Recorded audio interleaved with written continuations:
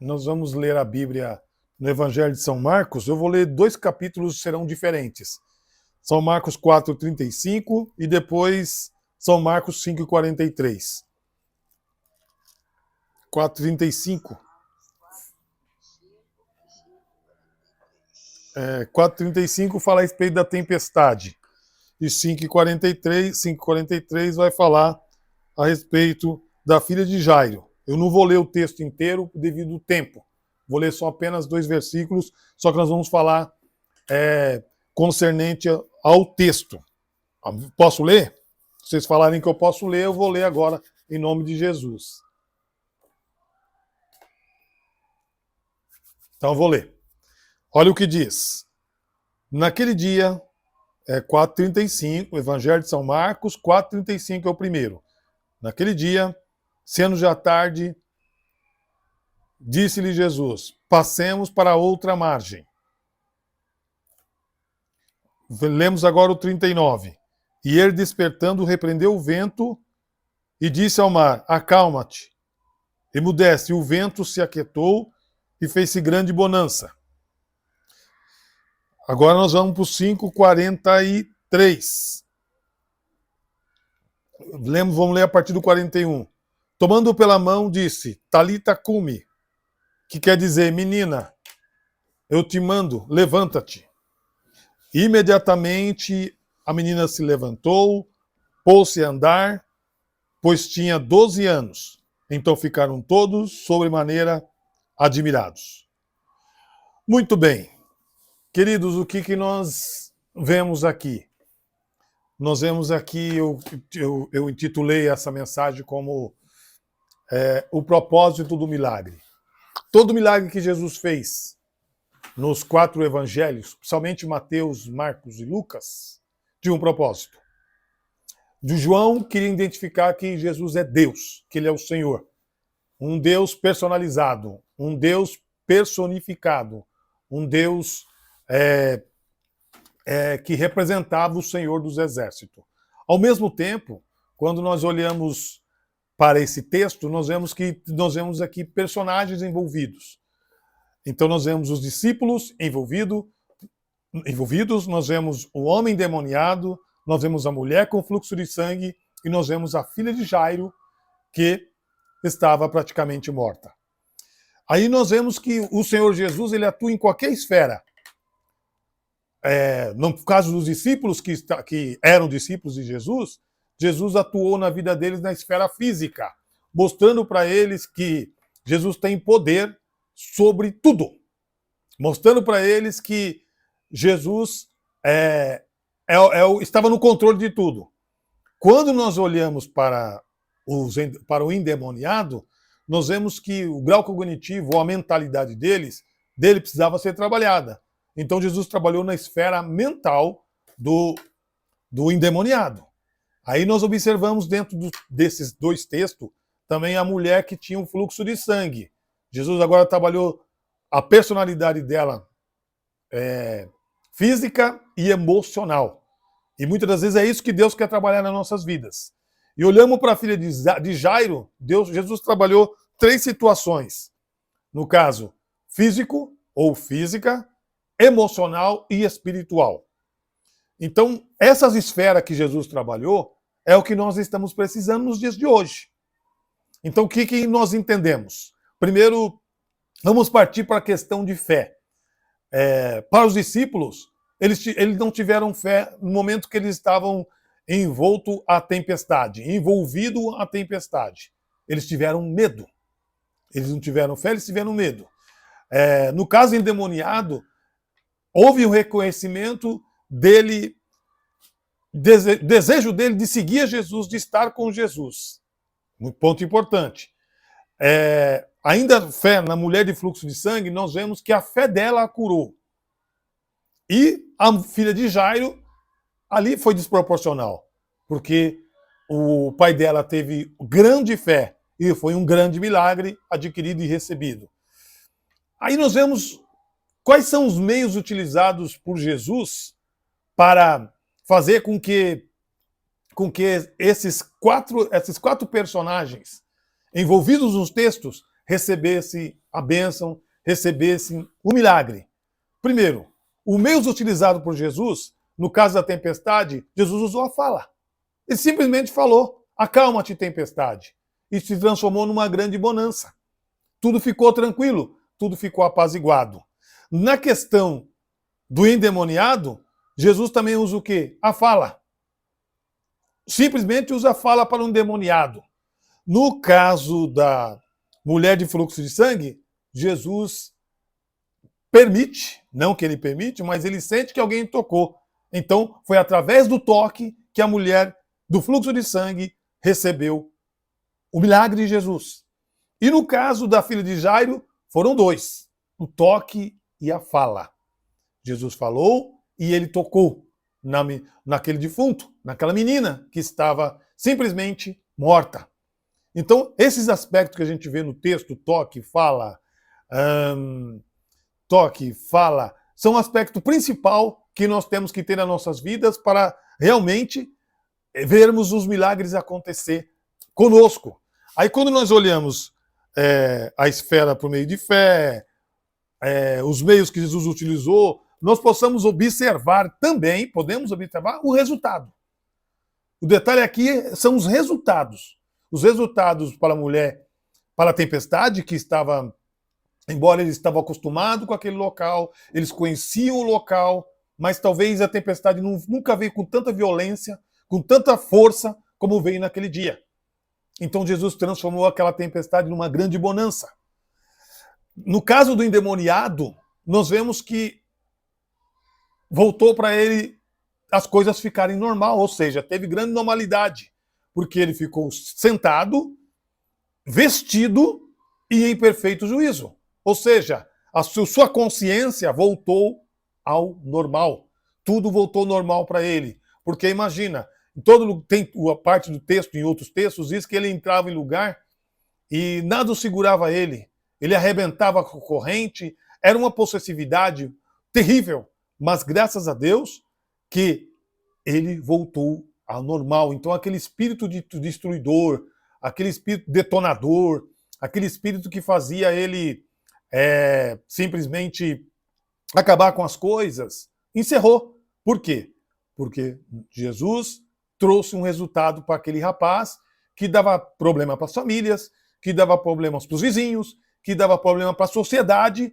Jesus fez com que ele fosse novamente incluso na sociedade e pudesse desfrutar dos valores da sociedade, porque uma pessoa endemoniada automaticamente não consegue desfrutar dos valores sociais, porque ele é uma pessoa inclusa na sociedade, exclusa, então ele não tem como participar. E ali Jesus trouxe o quê? A vida normal.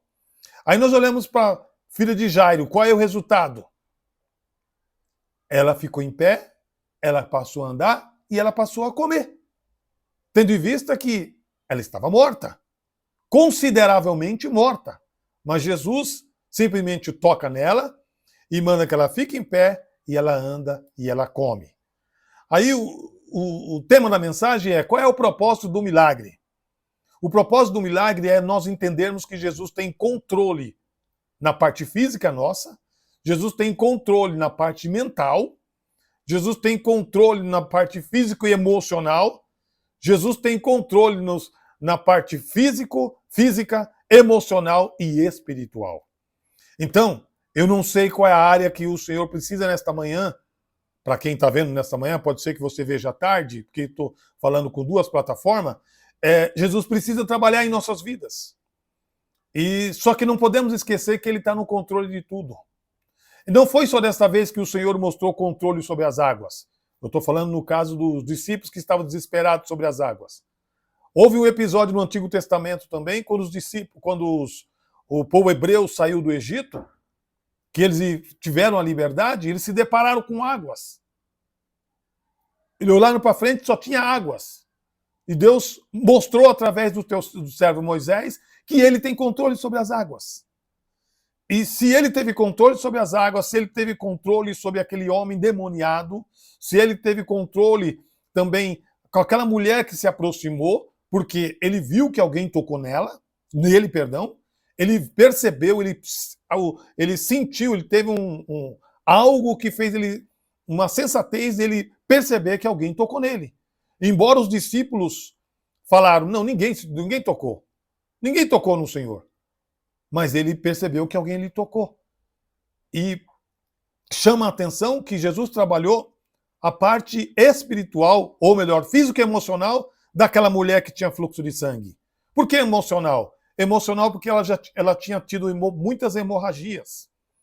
Imagine uma mulher, naquela época, o cenário como era complicado, uma mulher com hemorragia. Além de ser a mulher discriminada, mulher desassocializada, uma mulher repudiada, e agora estava enfrentando aquela multidão que não dava espaço para ela, mas ela foi ousada, ela foi atrevida e foi entrando e recebeu o milagre. Então o propósito do milagre para esses 4 personagens que nós temos no texto, os discípulos, o endemoniado, a mulher de fluxo de sangue e a filha de Jairo, para cada um desses personagens teve um propósito. Como Deus também tem um propósito quando nos deixa nós passar pelo vale da sombra da morte. Quando Deus permite que muitas coisas nos assolam.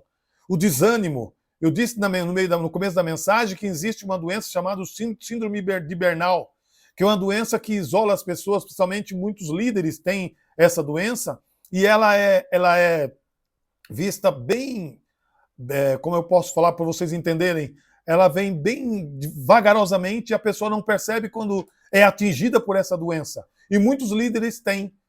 Mas, neste momento, eu quero compartilhar com vocês que Deus está controlando a sua vida. Nós estamos hoje com muito receio da dengue, do chikungunya, não sei se eu falei correto, mas nós não temos que nos preocupar. Nós não temos que ter medo, porque nós temos o Senhor Jesus, que está no controle de tudo. E às vezes tudo nos amedronta, tudo nos assusta. Como assustou também os 4 personagens. Eles ficaram assustados, eles ficaram temendo, eles ficaram assombrados, porque quando mexe com a parte física, mental, físico e emocional e espiritual, nós ficamos preocupados. Qualquer um de nós fica preocupado nessa situação, ou conosco, ou com alguém da nossa família, ou com os nossos filhos, ou com os nossos avós ou bisavós, seja como for, nós ficamos preocupados. E eu gostaria de chamar a sua atenção que Deus está no controle de tudo. Eu repito que não foi só sobre as águas que o Senhor teve controle. O Senhor tem controle sobre o fogo. O Senhor teve controle sobre a vida de José. Quando o Senhor Jesus permitiu que José fosse vendido para preservar a família hebreia, que depois cresceu no Egito, que depois multiplicou-se no Egito, existia um propósito. Mas ali foi um grande milagre na vida de José. A ascensão dele, o crescimento dele foi gigantesco. De servo, ele se transformou num governador. Então existia um propósito de preservar o povo hebreu, que existiu 7 anos de fartura e depois 7 anos de fome. Então Deus estava preservando o povo hebreu, mostrando que Deus está no controle de tudo. E com Jesus não é diferente. Então nós temos situações em nossas vidas que nós precisamos entender que às vezes não é no nosso momento, é no momento de Deus. E às vezes nós ficamos tristes, como Jó ficou. Às vezes nós ficamos encurralados, como Jó ficou. Às vezes nós perdemos amizades, como Jó perdeu. Às vezes perdemos amigos, como Jó perdeu. Mas nunca podemos esquecer que Deus está no controle.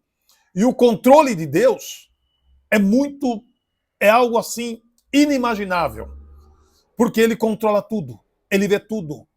Então eu queria chamar sua atenção para essa mensagem. Qual é o propósito dos 4 milagres ocorridos na vida daqueles 4 personagens?